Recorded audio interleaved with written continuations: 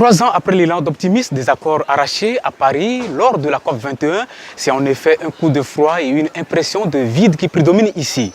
Les ONG et les officiels ne s'en cachent pas vraiment, l'élan semble brisé, vide politique, vide de leadership après le retrait des États-Unis il y a 2 ans.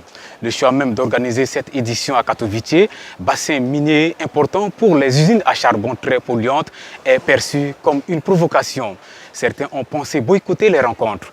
La COP23 s'était clôturée l'année dernière sur un goût d'inachevé, avec le sentiment d'avoir reculé malgré quelques mesures budgétaires annoncées.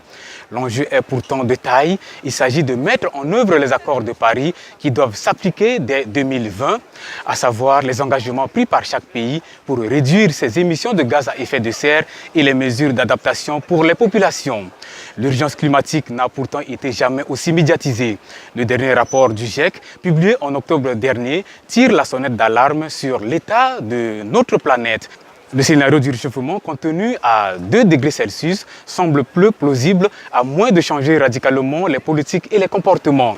L'hémisphère nord a connu des grosses inondations, des sécheresses sans précédent qui ont provoqué des incendies de forêt dévastateurs. En République centrafricaine, des inondations ont également provoqué près d'1 millier de victimes et d'importants dégâts.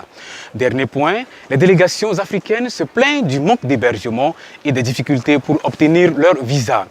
Gildas Nabeza, Katowice pour Radio Ndekeluka.